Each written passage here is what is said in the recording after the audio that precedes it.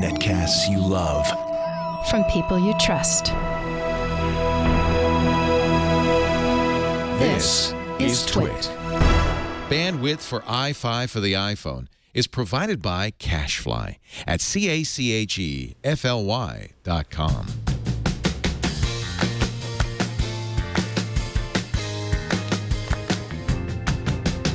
Hello, friends and comrades. Welcome to iFive for the iPhone, episode 53. This is the show where we pick the 5 best iPhone apps, news, tips, and tricks, and share them with you.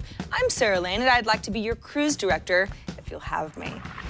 Number 1. There are only really 2 things I dislike about Instagram. One is the fact that the company hasn't introduced filters named Sam and Lucy in honor of my cats. It's cruel. Kind of the cruelest snub if there ever was one. The second thing I dislike, forced square cropping. Now, I know that that's the Instagram thing, and most of the time that constraint works well for the community. We're all in it together. And if you're taking a photo from within Instagram, you're already framing your photo for the square, and so it's fine.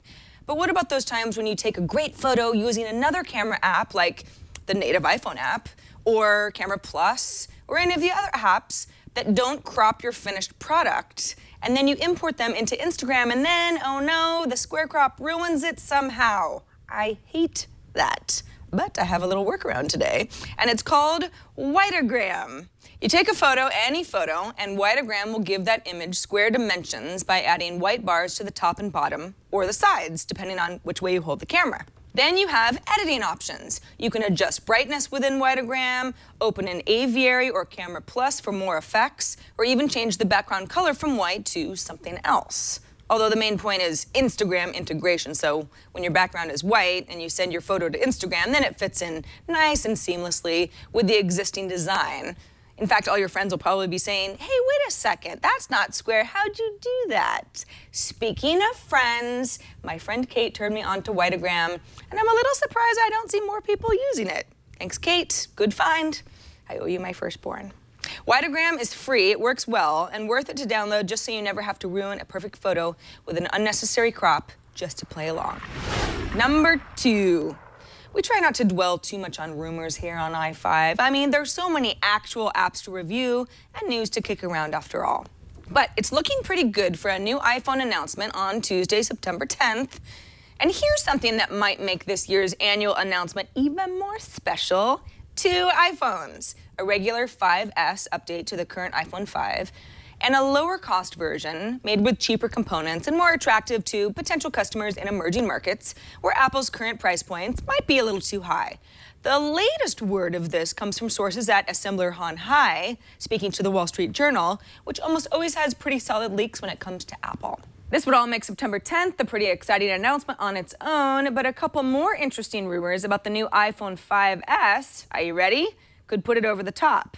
The first, a fingerprint sensor on the home key, which could replace the idea of passcodes and take an iPhone personal security up a few notches.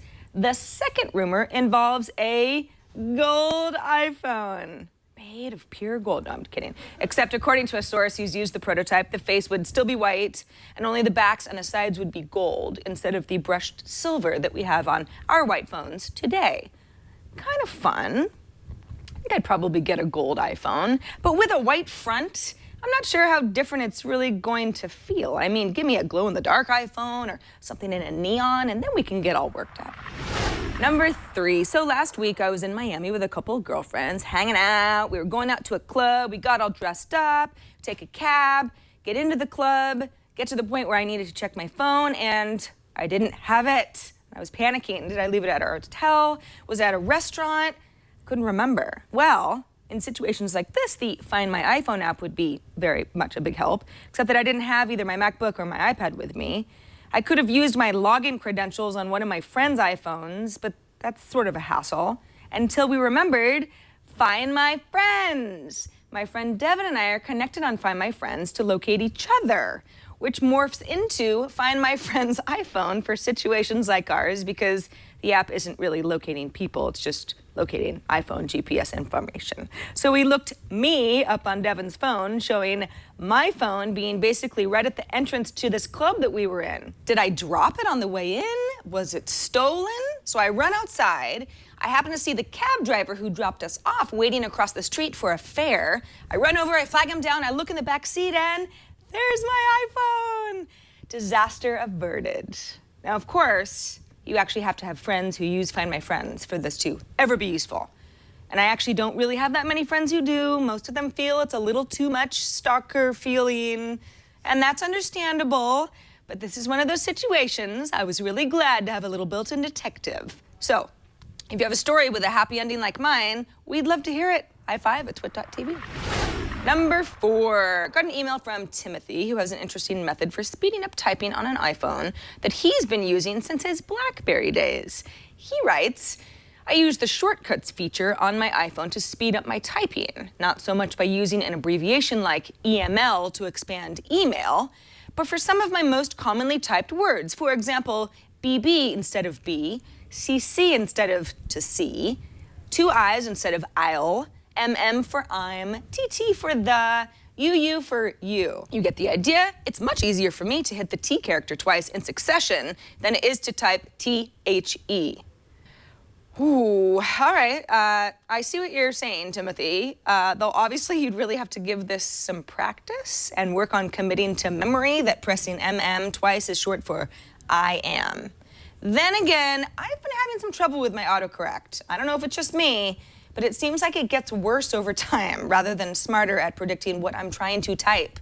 So for power iPhone users, this might be a good shortcut system to try out if you're up for a workflow challenge. Finally, number 5. We got an email from Ashutosh with a tip about the Chrome browser app. Ashutosh writes, we can switch tabs faster in Chrome by holding the side of the page/screen and dragging it left or right. All right, now the truth is I've never actually used Chrome on my iPhone. It's not because I'm so crazy about Safari, but sometimes we forget that we have other browser app choices. So Ashutosh's little trick is pretty cool. You kind of need to press, hold, and flip, but it's a solid little gesture, especially if you like having a lot of tabs open and you're going back and forth.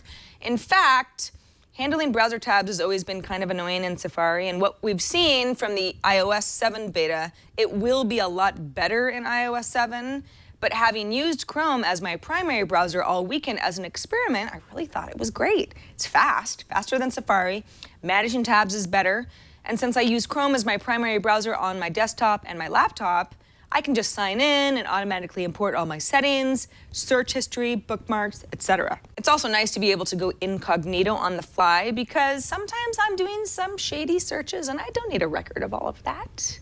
The main problem is you can't make Chrome your default browser, at least not yet, and maybe not ever. So if you click a link in, say, an email, Safari is going to open back up. Doesn't bother me too much, but it is a limitation. Well, that's about it for another fun-filled episode of iFive. I hope you liked your cruise. If you know somebody who has an iPhone and might really like regular app tips such as these, show them how to subscribe to the show at twit.tv/iFive. You can email us at iFive@twit.tv, leave us a voicemail at 614 on iFive, or send us a video with an app review of your own. I'm Sarah Lane, and I'll see you right here next week on iFive for the iPhone.